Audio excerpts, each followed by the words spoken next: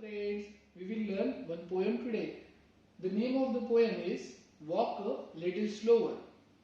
So let us read the poem first. Walk a little slower, Daddy, said a little child so small. I am following your footsteps and I don't want to fall. In the first paragraph, there is one little boy who is saying to his father, he is requesting his father, Daddy, please slow down your speed. Please reduce your speed. Why he is saying to his dad? तो जो लहान मुलगा आहे तो आपल्या बाबांना म्हणतोय की बाबा तुमची स्पीड थोडीशी कमी करा. का बरं तो असं म्हणतोय? तर I am following your footsteps, म्हणजे ते जे लहान मुलगा आहे तो आपल्या बाबांना असं म्हणतोय की मी तुमच्या पावलांचं अनुकरण करतोय, मी तुमच्या पावलांच्या पाठीमागून येतोय आणि त्यामुळं आणि I don't want to fall.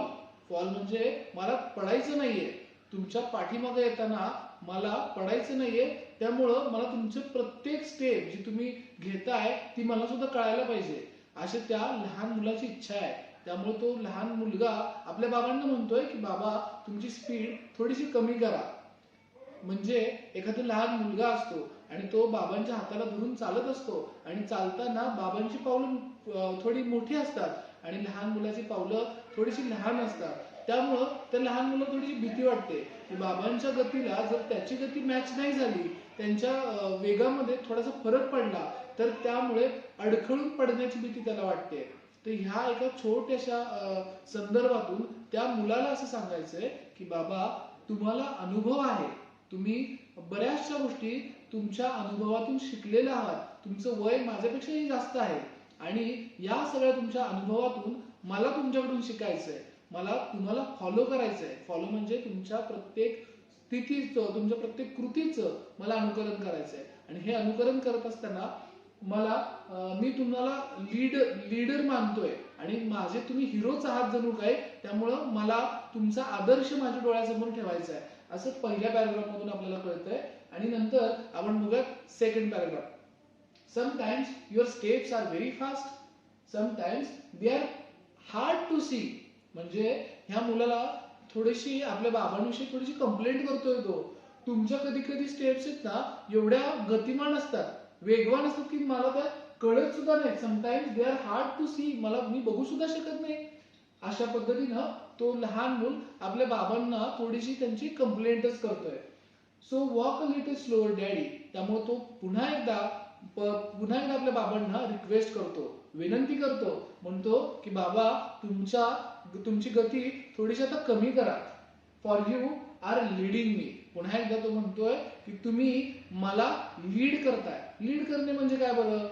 तर तुम्ही जे काय करताय तुम्ही माझ्यासाठी लीडर आहात, म्हणजे तुमच्या प्रत्येक कृतीचं अनुकरण मी करणार आहे, तुमच्यासाठी मी तुम्हाला फॉलो करतोय. पहिल्यांदा तुला म्हणतो की मी तुम्हाला फॉलो करतोय आणि तुम्ही मला लीड करताय, म्हणजे तुम्ही माझं नेतृत्व करताय. अशा पद्धतीनं हे लहान मूल आपल्या बाबांना म्हणतंय. नंतर बघूया पुढचा पॅराग्राफ, थर्ड पॅराग्राफ. ह्याच्यामध्ये someday when I am all grown up, म्हणजे कधी एका दिवशी मी एक मोठा होईल, पूर्णपणे मी जेव्हा मोठा होईल, you are what I want to be, then I will have a little child who will want to follow me. म्हणजे कधी भविष्यामध्ये मी तुमच्याच सारखा मोठा होईल, जसं तुम्हाला मला बघायचंय त्या पद्धतीनं मी मोठा होईल आणि त्यावेळेस मला जसं आज मी तुमचं बाळ आहे तसंच मला माझ्यासारखं भविष्यामध्ये एक बाळ होईल आणि ते बाळ who will want to follow me, म्हणजे त्या लहान बाळाला माझं अनुकरण करावंसं वाटलं पाहिजे, नाही का? म्हणजे ह्या पॅराग्राफ मध्ये त्या लहान मुलाचे विचार किंवा त्याची जी क्युरियोसिटी आहे, त्याची जी जाणून घेण्याची किंवा भविष्यामध्ये त्याची जी चिंता आहे ह्याचं आपल्याला दर्शन घडून येत आहे. त्याच्यामध्ये हे जे लहान मुलं आहे ते आपल्या बाबांना म्हणतंय की बाबा की भविष्यामध्ये तुम्ही जसे आज मोठे आहात, तुमच्या प्रत्येक कृतीचं मी अनुकरण करतोय आणि त्याच्यामध्ये मला फार मजा येते, मला अभिमान वाटतोय की माझे बाबा इतके छान आहेत आणि ते इतके छान वागतायत आणि त्यांच्या प्रत्येक गोष्टीचा मला आदर्श घ्यायचा आहे, जेणेकरून भविष्यामध्ये मला कोणत्याही संकटाला सामोरं जायचं नाही, कारण मला पडायचंच नाहीये. अशा पद्धतीने ते मूल म्हणतंय. पण मग भविष्याचा तो विचार करतोय आणि ज्या पद्धतीनं पुढच्या पिढीचं अनुकरण मागची पिढी करत असते हे सत्य आहे. म्हणजे रिअल लाईफ मध्ये असंच असतं ना बाळांनो. कसं असतं की पुढची पिढी जर ज्या पद्धतीने वागत असते त्याच पद्धतीनं त्याची मागची पिढी त्यांचं पूर्णपणे अनुकरण करत असते. जसं आपण बघतो की आपण आपला जर आयडल पर्सन किंवा आपण एखादा आपलं नेतृत्व किंवा आपला एखादा हिरो आपण जर त्याचा आदर्श मांडला आणि त्याच पद्धतीने आपण त्याचं अनुकरण करायला बघतो. पण ह्या मुलांना काय केलंय, आपल्या बाबांनाच त्याचं आयडियल पर्सन मानलंय, हिरो मानलेला आहे आणि त्यांचं अनुकरण करण्याचं त्यानं ठरवलेलं आहे. बर, पुढच्या कलममध्ये and I would want to lead just right. आणि माझं जेव्हा मूल माझं अनुकरण करणार आहे त्यावेळेस मी लीड करणार आहे आणि मला लीड करताना अतिशय राईट म्हणजे अतिशय बरोबर पद्धतीनं लीड करायचं आहे. बरोबर. And I know that I was true. आणि मला माहिती आहे किंवा मला जे काही करायचंय ते अतिशय सत्य पद्धतीने करायचं आहे. काही चुकीचं वर्तणूक माझ्याकडून होणार नाही याची मला पूर्णपणे काळजी घ्यायची आहे. So walk little slower daddy. पुन्हा एकदा हे लहान मूल बाबांना म्हणतंय की बाबा तुमची थोडीशी स्पीड कमी करा कारण मी तुमच्या पाठीमागं आहे, मी तुमच्या प्रत्येक कृतीचं अनुकरण करतोय. For you I must follow you. म्हणजे मला तुम्हाला अशा पद्धतीनं फॉलो करायचंय.